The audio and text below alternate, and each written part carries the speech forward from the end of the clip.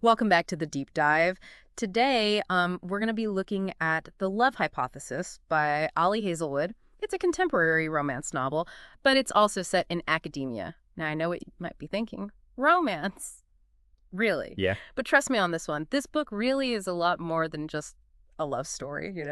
We'll be talking about how Hazelwood uses humor and relatable situations to explore deeper themes like navigating a career in STEM, dealing with sexism, and just the complexities of relationships in general, all within the pressure cooker of Stanford University. Yeah, I think what's really fascinating about this novel is it takes these classic romantic comedy tropes, like fake dating, and it weaves them into a story that tackles some real issues. You'll find yourself laughing one minute and then seriously contemplating the challenges faced by women in STEM the next. Exactly. I think that's what makes it such a compelling read. So let's dive into the story.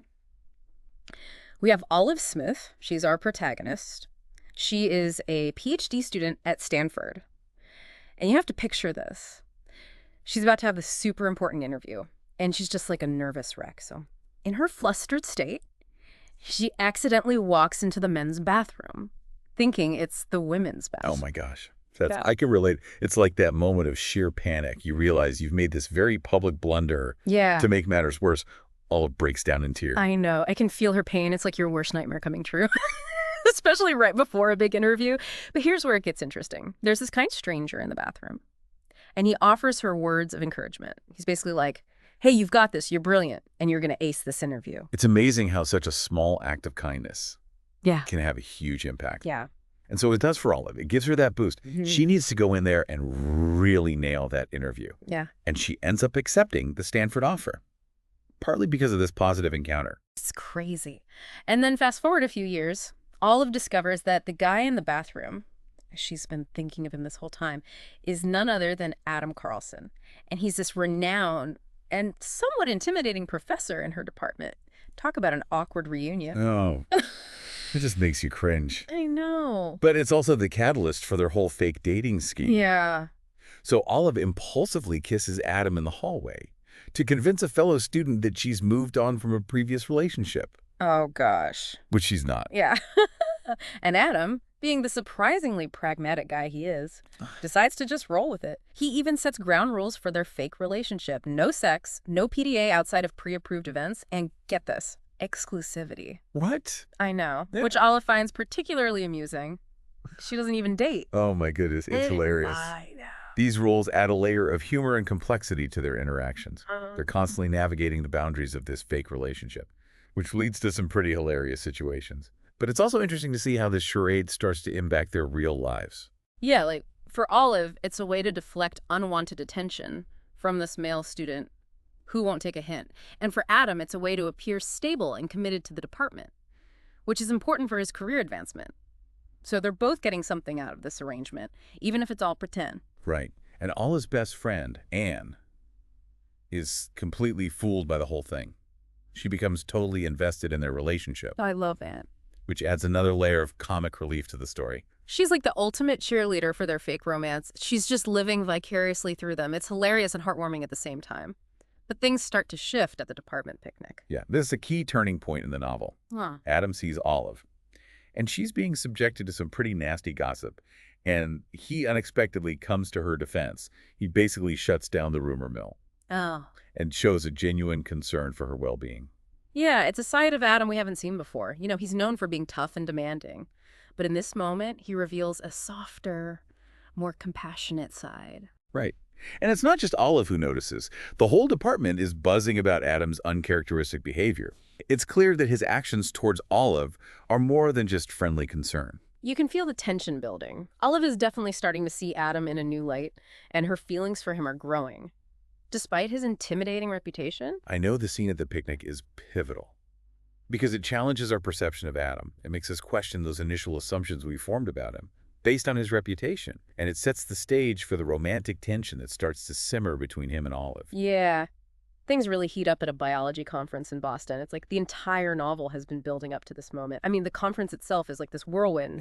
Presentations, networking, and of course, drama. But amidst all the chaos, there's this undeniable chemistry between Olive and Adam. They're constantly stealing glances, engaging in witty banter, and their shared passion for science is just palpable. The conference setting really amplifies the tension that's been building between them. It's like they're both trying to maintain this facade of a fake relationship while their real feelings are bubbling to the surface. Yeah, and let's be real. Who doesn't love a good conference romance? There's just something about being away from your usual routine, surrounded by all these brilliant minds, that just sparks this sense of possibility. Absolutely. It's like the conference creates this bubble where anything can happen. And for Olive and Adam, that bubble leads to a hotel room scene where they finally give in to their attraction. It's a pivotal moment in their relationship, wouldn't you say? That shift from pretense to a genuine connection. Definitely. It marks a turning point in the narrative, where the lines between fake and real become completely blurred. But just when things seem to be falling into place, Olive gets accepted into the lab of Tom, who happens to be Adam's friend and collaborator. Right. And at first she's over the moon. I mean, this is a huge opportunity for her career. But her excitement quickly turns to dread. When Tom reveals his true nature, he's predatory, manipulative, and uses his position of power to take advantage of women in his lab. Yeah. This plot twist really injects a dose of reality into the story. It's a stark reminder that even in a prestigious institution like Stanford, sexism and abuse of power can exist, and it highlights the vulnerability of women, especially those early in their careers, who are trying to navigate these complex power dynamics. It's a gut-wrenching moment for Olive, and for the reader, because it shatters the illusion of academia as this purely meritocratic space. It forces us to confront the uncomfortable truth, that harassment and discrimination are still very much present in these environments. And it's particularly disheartening, because Olive initially admired Tom. She saw him as a role model, someone who had achieved success in her field. So his betrayal is not just professional, but deeply personal. Right. But Olive, being the strong and determined woman she is, decides to fight back. She uses a recording to expose Tom's misogynistic behavior and power play at a restaurant. And guess who steps in to defend her? Adam. Of course. He witnesses the entire confrontation and makes it clear that he's on Olive's side. This confrontation is a powerful moment of catharsis. It's not just about Olive standing up for herself, but also about Adam publicly supporting her. He uses his own position of power to challenge Tom and protect Olive, solidifying their bond in a way that goes beyond the romantic. It's like all those layers of pretense have been stripped away, and they're finally seeing each other for who they truly are. Two people who believe in standing up for what's right, no matter the cost. And the resolution of the novel brings this satisfying sense of justice. Tom faces consequences for his actions.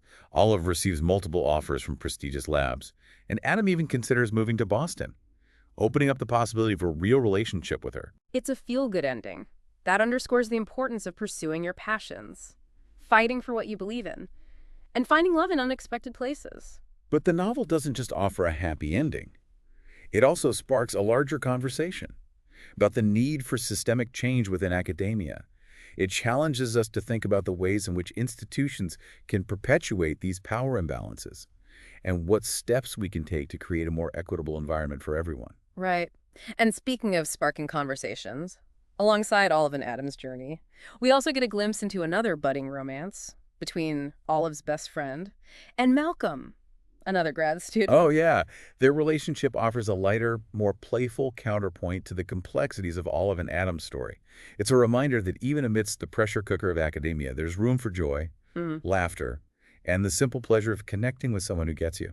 I love that. And just when you think the story's over, the epilogue throws in a little twist. It introduces us to a neuroscientist named B. Königswasser and an astronaut named Levi Ward. We don't get much information about them, but it's enough to pique our curiosity and make us want to know more. It's such a clever way to expand the world of the love hypothesis and hint at future stories. It leaves us with a sense of possibility. Like, there are more adventures and romances waiting to be explored within this universe. So I'm curious to know your thoughts as you've been listening. What stood out to you the most? What resonated with you personally? Well, for me, one of the things that really stuck out was Olive's journey of self-discovery. She starts off, kind of insecure, unsure of her place in the academic world.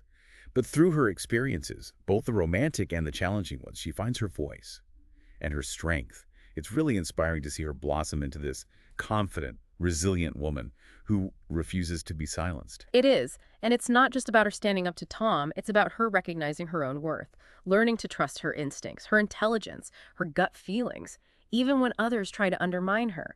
That's a powerful message. and it resonates far beyond the pages of this book. Yeah, definitely. It speaks to anyone who's ever felt underestimated Yeah. or doubted their abilities. Olive's story reminds us that we all have the power to define ourselves, to set boundaries, and to demand respect, no matter what others might think. And it also highlights the importance of mentorship and allyship. Adam, despite his initial gruff exterior, plays a crucial role in supporting Olive's growth. He challenges her intellectually, encourages her to take risks, and ultimately becomes her champion, both professionally and personally. Their dynamic is really interesting. It kind of subverts those traditional gender roles we often see in romance novels. Adam isn't rescuing Olive. He's walking alongside her, supporting her as she finds her own path. Exactly. He sees her potential, her brilliance, and he refuses to let anyone, not even his own friend, diminish her. And Olive, in turn, helps Adam to see beyond his own self-imposed barriers, encouraging him to be more open, more vulnerable, and ultimately more himself. Yeah. They both grow and evolve through their connection, both as scientists and as individuals. The novel also does a great job of portraying the pressures and expectations, placed on academics, especially in these high-stakes fields like STEM. We see Adam struggling to secure funding, the cutthroat competition for grants, and the constant pressure to publish groundbreaking research. It's a reminder that, the pursuit of knowledge, while incredibly rewarding, can also be incredibly demanding. The novel doesn't shy away from showing the sacrifices, the long hours, and the emotional toll that this kind of career can take. It makes you wonder how much brilliant work gets lost or stifled because of these systemic pressures. The novel definitely sparks a conversation about the need for a more supportive and equitable environment for scientists, where creativity and innovation can flourish without the constant threat of burnout or competition. Right. What's also fascinating is how the novel explores this idea of finding your voice, not just in academia, but in life in general. Olive, initially hesitant to speak up, learns to assert herself, to challenge authority, and to advocate for herself and others. It's a good reminder that we all have a voice. And it's important to use it, even if it feels scary or uncomfortable at first. Whether it's speaking up against injustice, sharing your ideas, or simply setting boundaries in your relationships. Finding your voice is essential to self-discovery and empowerment. Absolutely, and I think that's what makes The Love Hypothesis such a compelling read. It goes beyond the surface-level tropes of romance and really delves into these deeper questions about identity, ambition, and the challenges of navigating a world that doesn't always value authenticity or vulnerability. So before we wrap up our deep dive into The Love Hypothesis, I want to leave you with a thought. If you were in Olive's shoes, how would you have navigated the challenges of academia, a complicated fake relationship, and the pressure to succeed? What compromises would you have been willing to make, and what boundaries would you have held firm? It's a great question. The Love Hypothesis is more than just a romance novel. It's a story about finding your place in a complex world, fighting for what you believe in, and finding love and support in the most unexpected places. It's a reminder that even in the face of adversity, we have the power to make choices that shape our destinies. We encourage you to check out the full novel and its sequel, Love on the Brain, to delve deeper into the characters and themes we've explored today. And remember, whether you're a seasoned scientist or simply a curious soul, the pursuit of knowledge and the exploration of the human heart are journeys worth taking. Until next time, keep diving deep.